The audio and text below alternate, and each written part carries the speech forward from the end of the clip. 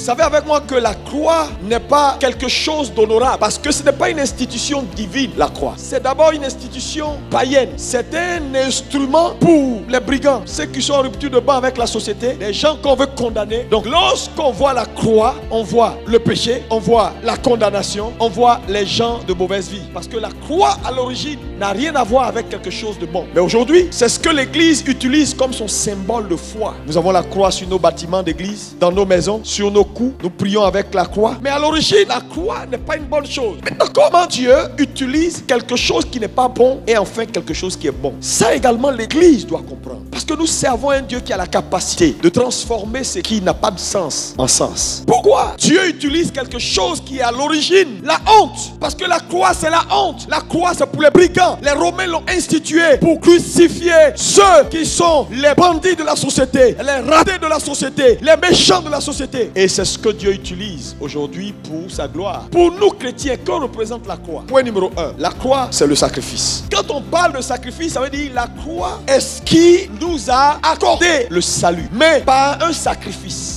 Jésus accepte de laisser sa position de Dieu pour devenir un homme. C'est un gros sacrifice. C'est pourquoi on ne peut pas ôter du christianisme vrai la notion de sacrifice. Tout christianisme sans sacrifice n'est pas un christianisme. Parce que la croix est le symbole du sacrifice. La Bible dit qu'il a pris une forme de serviteur. On n'a pas imposé à Jésus le sacrifice. Il a accepté de se dépouiller lui-même. Deuxième chose que la croix représente, la honte. Philippiens 2 verset 8. Le mot même jusqu'à la mort de la croix veut dire quoi? L'humiliation est allée à son niveau le plus bas, jusqu'à même la croix. C'est-à-dire la croix quand même, la croix des bandits, la croix des voleurs. Il est allé jusqu'à dépasser même l'humiliation pour aller jusqu'à la croix. Donc, vous savez que la croix qu'il met en dernier là, c'est pour nous dire quand même Jésus a fait plus que s'humilier. Parce que s'il a là la croix là, c'était la honte. Quand je partage ces choses, je suis dans l'esprit de la façon dont Jésus s'est senti et ce qui le poussait à faire ce qu'il a fait. La croix, c'est la honte. Comment Dieu peut devenir un homme? Ça, c'est déjà une humiliation. C'est-à-dire, il devient sa créature. Et il va au-delà.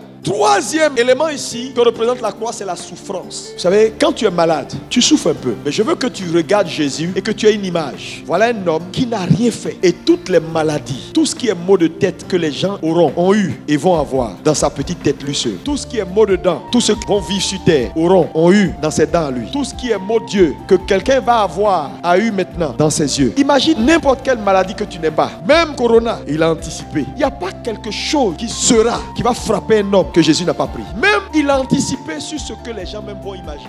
Il a souffert. C'est pourquoi Jésus n'a pas duré à la croix. Parce que normalement, quand on te crucifie, la raison de la crucifixion, c'est pour te faire mourir lentement. Donc on peut te crucifier pendant 3 à 4 jours. Tu es sur la croix là et puis tu souffres. Parce que les Romains aimaient voir les gens souffrir. Donc ils te mettent les 2 mains, ils te fixent les 2 pieds et puis doucement ton cœur lâche. Parce que pour eux, tuer un bandit avec un pistolet ou un couteau, il n'a pas payé ce qu'il a fait. Donc on ne peut pas te tuer un coup comme ça et puis tu meurs. Non, c'est trop facile. On te fait souffrir pour que tu sentes que ce que tu as fait là, en tout cas, voilà le prix. Et pour servir d'exemple à ceux qui te regardent, pour que plus jamais quelqu'un ait envie de voler quand il va te voir souffrir. Avec les agonies, c'est-à-dire tu agonises sur la croix pendant des jours. Puisque la croix était une crucifixion publique. Donc les gens passent, on te regarde en pleurant. C'est-à-dire tu pleures, il n'y a pas l'eau. Et puis les corbeaux viennent te piquer. Donc là où il devait faire 1 jour, 2 jours, il n'a même pas pu faire. Il a fait quelques heures. Tellement la souffrance de l'humanité pesait. Jésus a souffert. Frères et sœurs, Pâques n'est pas une fête. Pâques, c'est un style de vie. Pâques, c'est un changement de saison. Pâques, c'est notre liberté. Pâques marque la volonté de Dieu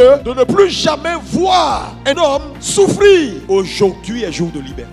Mais la liberté vraie vient par la compréhension du sens de l'événement qui te donne la liberté. C'est pourquoi Pâques n'est pas une fête où on va danser sans comprendre. Manger Pâques, c'est comprendre Pâques. Quand tu as compris Pâques, tu as mangé Pâques. Jésus dit, il faut que je mange Pâques. Mais quand il disait ça à ses disciples, lui, il savait de quoi il s'agissait. Eux, peut-être pas, mais lui, oui. Je prie que Dieu te donne la révélation de Pâques. Frère, rien ne pourra te vaincre dans ta génération. Quatrième chose que la croix représente, le salut. Hébreux 9 verset 15. Il est le médiateur d'une nouvelle alliance. Pâques marque le salut, le vrai salut de l'humanité. Parce que mon salut, le salut que Dieu nous a donné est un salut parfait. Parce que la résurrection de tous ceux qui sont morts dans la Bible, qui sont revenus à la vie, la résurrection, on appelle ça une résurrection corporelle. Une résurrection corporelle, c'est une résurrection qui ne touche pas l'esprit. Ton corps meurt et puis quand il est mort, le corps est séparé de l'âme et quelqu'un intercède, prie et Dieu ramène l'âme dans le corps et tu reprends vie. Ça, c'est une résurrection corporelle. Mais dans le cas de Jésus-Christ, notre Seigneur, sa mort n'est pas une résurrection corporelle, c'est une vraie mort. Parce que non seulement il est mort dans son corps, mais il est mort aussi dans son esprit. C'était pas juste une séparation corps et de l'âme. Tout son être entier, esprit, âme et corps, est mort. Parce que si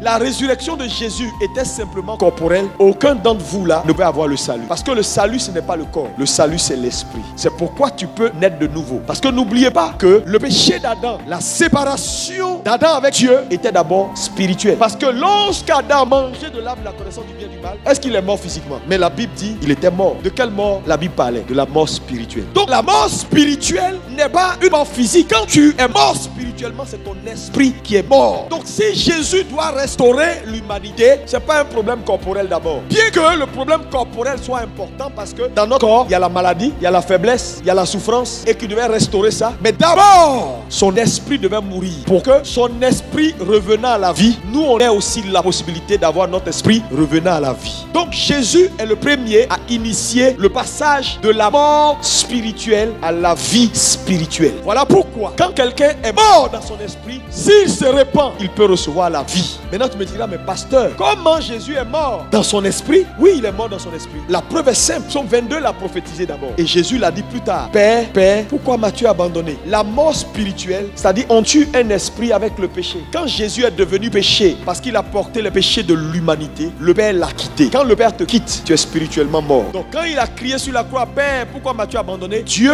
venait de le laisser. C'est pourquoi je veux te dire, Église de Jésus, tu dois être fier de fêter Pâques, de commémorer l'accomplissement de cet acte de liberté depuis l'Égypte, depuis Exode 11, 12, que Jésus a accompli à la croix de Golgotha et a fait à la croix de Golgotha. Tu ne dois plus permettre à quelque chose de t'opprimer et de te rendre rien parce que le prix a été payé. Si tu refuses d'entrer dans ta dimension de liberté, ce sera ta faute parce que le prix est payé. Vous savez, un prix, on ne le paye pas deux fois. Si j'ai payé une maison pour toi, tu ne dors pas dedans, ce n'est pas ma faute, c'est ta faute à toi. Donc tous ceux qui sont encore malades, qui sont sous l'oppression, c'est leur faute. Acceptez simplement Jésus et vous verrez la gloire. Parce que Pâques, Jésus est notre Pâques.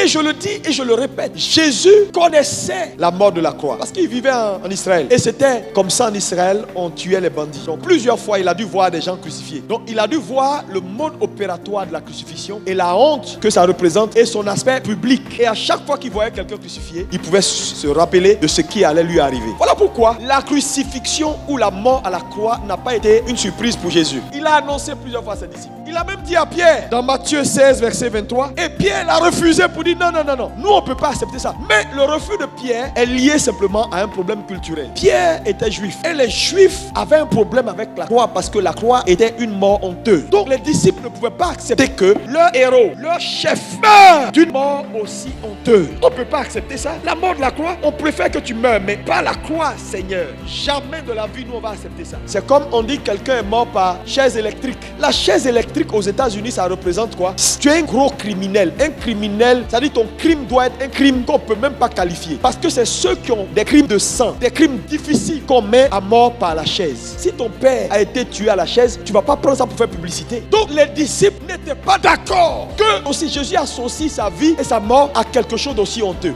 Mais il dit à Pierre, arrière de moi Satan. Parce que Dieu utilise les choses folles de ce monde pour confondre les sages. Pour le grec, la croix c'est la condamnation. Pour le romain, c'est la condamnation. Il faut être un bandit, voilà la croix. Un voleur, voilà la croix. Donc, dans l'opinion publique, la croix avait deux significations majeures. La condamnation de ceux qui sont en rupture de banc avec la société et la malédiction. Jésus dit, c'est ces deux choses-là. C'est avec ça, moi, je veux m'identifier. Les disciples disent, non, tu ne peux pas le faire, maître. Il dit, oui, c'est pour ça que je suis venu. M'identifier à ces deux choses. La condamnation et la malédiction. Et il accepte d'aller à la croix. Quand il va à la croix, il meurt. Donc, dans l'opinion publique, toute personne qui voit la croix et qui voit Jésus, soit pense à la condamnation parce que c'est un bandit, soit pense à la malédiction. Le message de la croix, c'est Dieu qui prend ce qui est honteux, ce qui est condamnation, ce qui est malédiction et le retourne en bénédiction, en faveur et en grâce. Voilà le message de la croix. Et le message de la croix est le message de Pâques, est le message de la liberté. Parce que lorsqu'on retourne retourne 2000 ans en arrière, ce que Dieu fait en Égypte, c'est restaurer la